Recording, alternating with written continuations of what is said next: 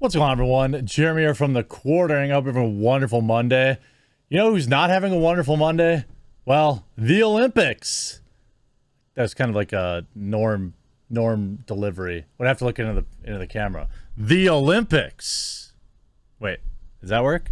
Well, anyway, ratings suck. Nobody cares about the Olympics anymore. Nobody cares about NBC anymore. Nobody cares about traditional media anymore. Nobody cares at all. In fact, the opening ceremony was down a little bit. Now, what would you say a little bit is? Would you say, I don't know, it was down 10%, 20%, 30%? It's a pretty big drop, right? 40%. Yikes. It's down 43%. 43%.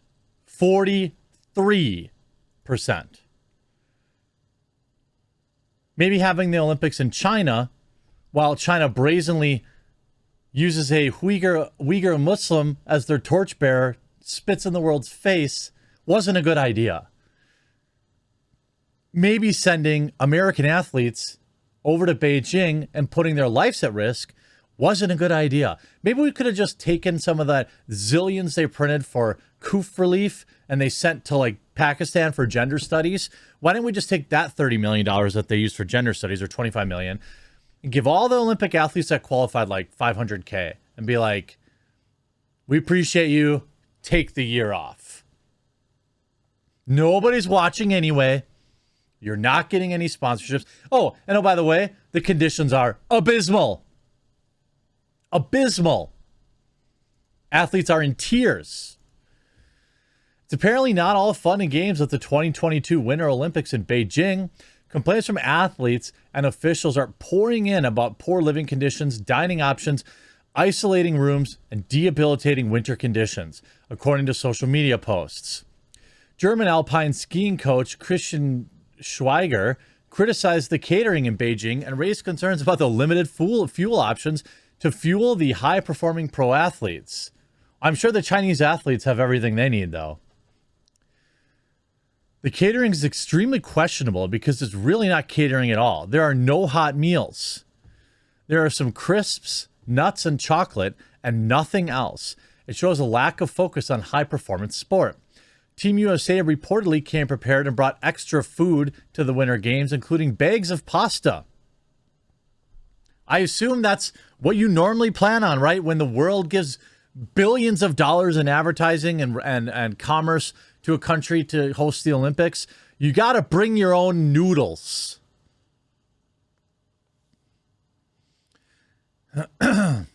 There's also been concerns about how the coof is being handled in the Olympic Village. Valeria Vasinatova, a Russian biathlon competitor, took to Instagram to discuss her experience. I've been getting this for breakfast, lunch, and dinner for 5 days now. I've lost weight and my bones are sticking out. I can't eat anything else. I don't know anything about my own coof test, she wrote in a since deleted Instagram post. Gee, I wonder who told her to delete that Instagram post. I'm sure that it wasn't the Chinese government. I'm sure of it. That couldn't possibly. Why would they do that? I only sleep all day because I don't even have the strength to get out of bed. I only eat 3 handfuls of pasta a day because it's just impossible to eat the rest of the food. My stomach hurts. I'm very pale. I have black circles around my eyes, and I want this all to end. I cry every day. I'm very tired, she wrote, claiming the same meal was served for breakfast, lunch, and dinner 5 days in a row. She also added that she ate all of the fat on one of the pieces of meat because she was so hungry. She also claimed that some athletes were getting worse food than others.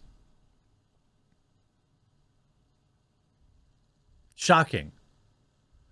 Another racer, Kim, broke down in tears in a video she posted on Instagram, explaining how scared and confused she was about the protocols. She tested positive for the coof when she arrived and then later tested negative. When she thought she was being transported to the return of the Olympic Village, she was instead taken by ambulance to another isolation destination. The head of the German delegation called the hotel accommodations unreasonable while expressing concern about the isolation conditions for three-time Nordic combined gold medalist Erik Frenzel, who was placed in quarantine after testing positive. Why would anyone think that this is what would happen? I was sitting there in the ambulance. It was 3 a.m. I was crying like crazy because I didn't know what was going on, and I didn't feel safe at all. Shame on all these governments around the world that sent their free citizens to China. I don't blame the athletes, except for that one clown that denounced her U.S. citizenship, not really technically, but so she could compete for China only to slip and fall and finish last. That's funny. But I don't blame the athletes for just, they train for years, right? They don't choose where the location is for the Olympics. And they just, this is their get. They don't get a lot of money to compete in the Olympics. They have sponsorships, but unless you're a massive star, you're not raking in cash. People need to stick out at the Olympics and get that clout, get that fame. And it usually isn't coming from somebody who finishes last.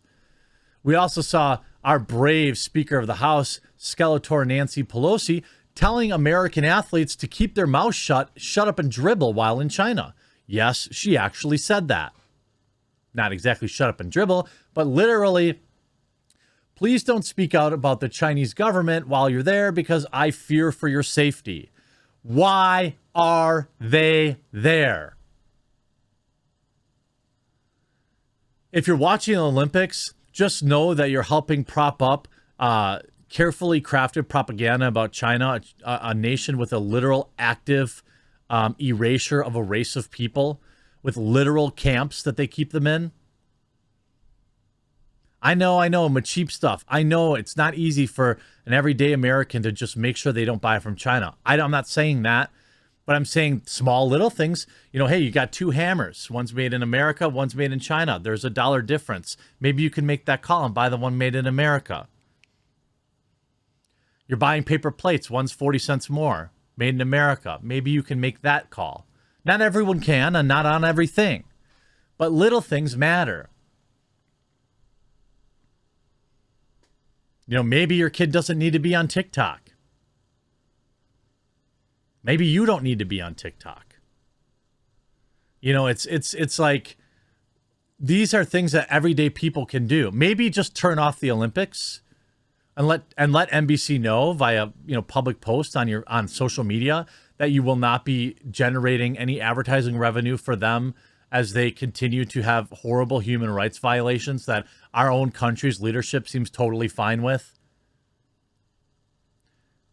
I mean, didn't Germany do that? Didn't they, during the Olympics, and what was it, 36 or something like that, they sent a Jewish person out there? Like, it's the same thing. And what do our bold leaders say?